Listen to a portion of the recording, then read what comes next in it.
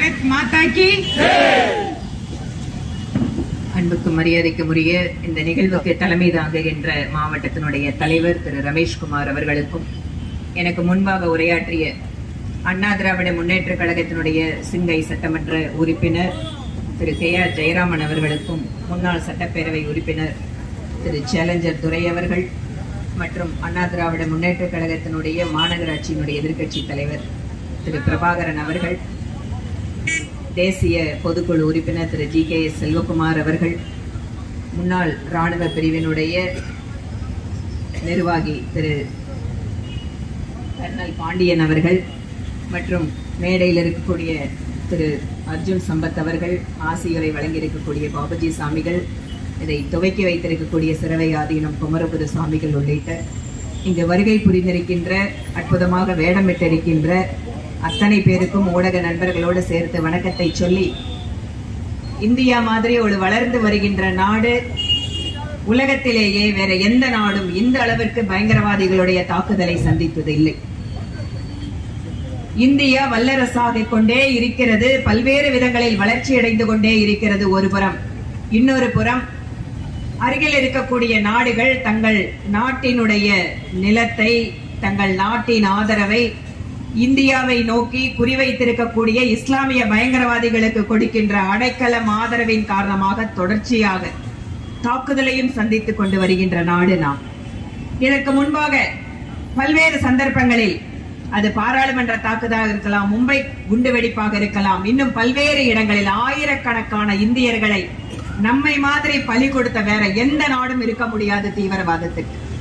ஆனால் ஒவ்வொரு முறை இந்த மாதிரி சம்பவம் நடக்கின்ற பொழுதும் இந்திய அரசு என்பது பல்வேறு உலக நாடுகளிடம் அல்லது ஐக்கிய நாடுகள் சபையிலே தங்கள் குரலை எழுப்புவதோடு இது தொடர்பான தகவல்களை பகிர்ந்து கொள்வதோடு இருக்கின்ற சூழலை மாற்றி காட்டியவர் நம்முடைய பிரதமர் நரேந்திர மோடி அவர்கள். நம் ராணுவ வீரர்கள் மீதான தாக்குதலாகட்டும் அல்லது நாட்டிலே உள்நாட்டு பாதுகாப்பு தொடர்பான எந்த விதமான மத பயங்கரவாதிகளுக்கும் இடம் கொடுக்காமல், ஏன் கோயம்புத்தூரிலே, தமிழகத்திலே அதிகமாக ஒரு அரசியல் கட்சியும் இயக்கமும் தன்னுடைய இயக்க தொண்டர்களை மத பயங்கரவாதத்திற்கு பலியாக்கி இருக்கிறது என்றால் அது நம்முடைய இயக்கங்கள் தான், வேற எந்த இயக்கமும் கிடையாது.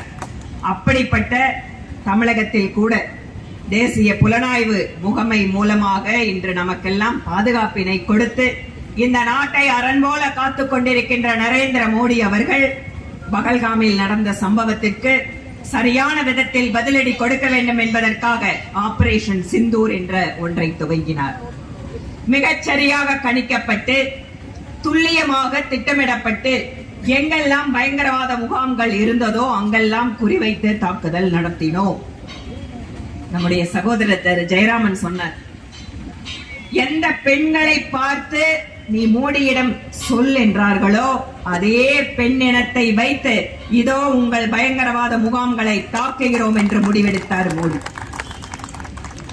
உலகத்தில் பல்வேறு நாடுகள் பெண்களுக்கு முக்கியத்துவம் கொடுக்கின்றோம், பெண்களை சமநிலைப்படுத்துகிறோம், அவர்களுக்கு சமத்துவம் அளிக்கிறோம் என்கிறார்கள். ஆனால் மிக முக்கியமான ஒரு ஆபரேஷனிலே, அதுவும் ஒரு இஸ்லாமிய வீர பெண்மணியை தன்னுடைய அந்த ஆபரேஷனிலே முக்கிய அதிகாரியாக நியமித்து எப்படி இஸ்லாமியர்களும் இந்த நாட்டினுடைய பாதுகாப்பிற்காக வேலை செய்ய முடியும் என்பதையும் காட்டியிருக்கிறோம். பல்வேறு செய்திகளை இந்த ஆபரேஷன் சிந்தூர் உலகத்தில் இருக்கின்ற பல்வேறு நாடுகளுக்கு சொல்லுகிறது. எந்தவித காரணம் கொண்டும் இந்த நாட்டில் இருக்கின்ற ஒவ்வொரு குடிமக்களுடைய உயிரையும் உடைமையும் நாங்கள் பாதுகாப்போம் என்கின்ற செய்தி பலமாக சொல்லப்பட்டிருக்கிறது. அது மட்டுமல்ல, எங்களுடைய ராணுவ நடவடிக்கைகள் என்பது இன்று வளர்ந்து கொண்டிருக்கின்ற அத்தனை நாடுகளுக்கும் ஈடுபடுகின்ற விதமாக அத்தனை விதமான ராணுவ தளவாடங்களையும் மிகச்சரியான விதத்தில் பயன்படுத்த முடியும் என்பதை நம்முடைய ராணுவம் காட்டியிருக்கிறது.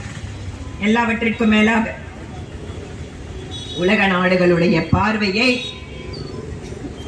பிரதமர் மோடி அவர்கள் நமக்கு சாதகமாக திருப்பி இருக்கிறார்.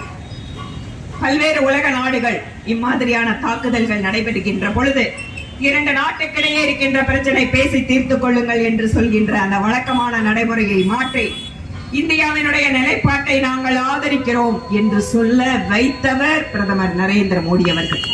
பல்வேறு உலக நாடுகளில் நம்முடைய ராஜ்ய ரீதியான உறவுகள், பிரதமர் நரேந்திர மோடி அவர்கள் மீதான நல்லெண்ணம், இவற்றின் காரணமாக இன்று ஆபரேஷன் சிந்தூர் உலக நாடுகளுக்கு இந்தியா எப்படி பயங்கரவாதத்தை எதிர்கொண்டிருக்கிறது என்பதற்கு உதாரணமாக இருக்கிறது.